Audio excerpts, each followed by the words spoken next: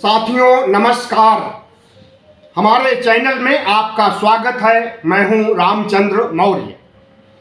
11 अप्रैल 2026 आज से 199 साल पहले यानी 1827 में सत्यशोधक समाज के कर्ता धर्ता निर्माण करता ज्योतिबा राव फूले का जन्म हुआ था। यह एक ऐसी महान शख्सियत हैं जिन्हें डॉक्टर भीमराव अंबेडकर अपना गुरु मानते थे। बाबा साहब डॉक्टर भीमराव अंबेडकर के 3 गुरु थे, बुद्ध, कबीर और ज्योतिबा राव फूले। पिछड़ी जाति में जन्मे ज्योतिबा राव फूले और उनकी पत्नी सावित्री फूले ने 17वीं शताब्दी में समाज परिवर्तन के लिए जो क्रांतिकारी कदम उठाया उसकी सराहना आज भी की जाती है और भविष्य में भी की जाएगी। महिलाओं के लिए पहला अगर स्कूल किसी ने खोला तो ज्योतिबा राव फूले थी। अछूतों और दलितों के लिए कोई पहला स्कूल खोला तो वह ज्योतिबा राव फूले थे।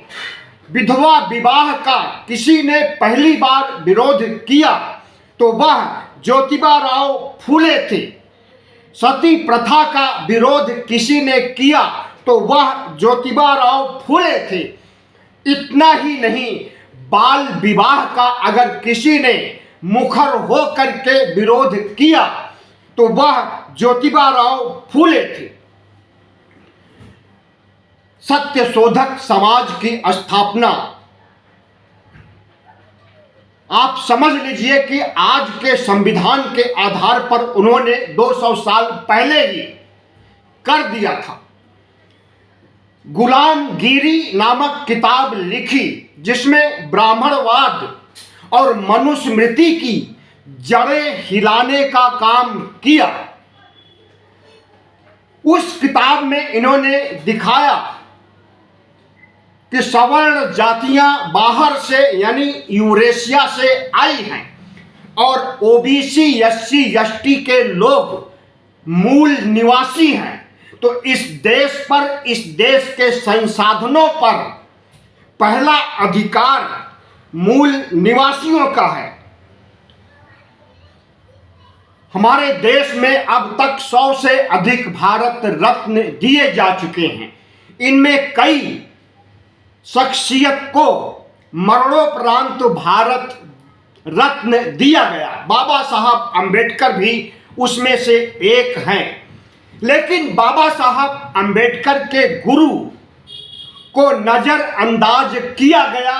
क्यों नजरअंदाज किया गया? क्योंकि उन्होंने ब्राह्मणवाद पर चोट की है और प्राचीन भारत की वर्ण व्यवस्था जो मनुस्मृति पर आधारित थी उस पर चोट किया था। इसलिए सत्ता में रहे ब्राह्मणवादियों या ब्राह्मणवादी सोच को मानने वाले शासकों ने भारत रत्न से नहीं नवाजा फूले दंपति को।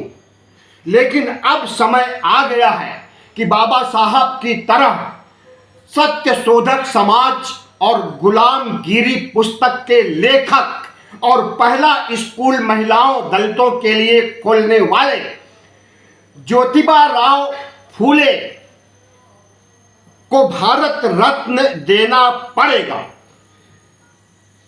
भारत रत्न से अगर नवाजा जाएगा तो आज की पूरी पीढ़ी जरूर याद करेगी सदियों तक ज्योतिबा राव फूले और सावित्री फूले को।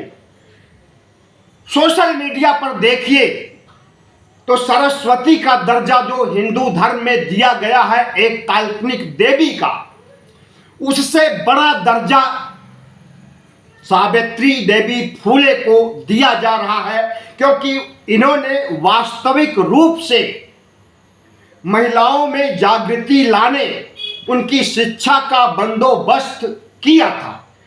सरस्वती को काल्पनिक ठहराया जा रहा है और सावित्री फूले को एक वास्तविक देवी के रूप में चिन्हित किया जा रहा है। तो सबसे बड़ा सवाल आज का यही है कि प्रधानमंत्री नरेंद्र मोदी जो अपने को ओबीसी मानते हैं, तो वह एक ओबीसी क्रांतिकारी योद्धा ज्योतिबा राव फूले को भारत रत्न मरणोपरांत कब देंगे, और अगर नहीं देंगे तो इस देश के ओबीसी एससी एसटी वोट पर चोट करके बदला जरूर चुकाएंगे। धन्यवाद। वीडियो अच्छा लगा हो तो चैनल को सब्सक्राइब कीजिए, लाइक कीजिए और शेयर कीजिए। फूले दंपति को बहुत बहुत नमन।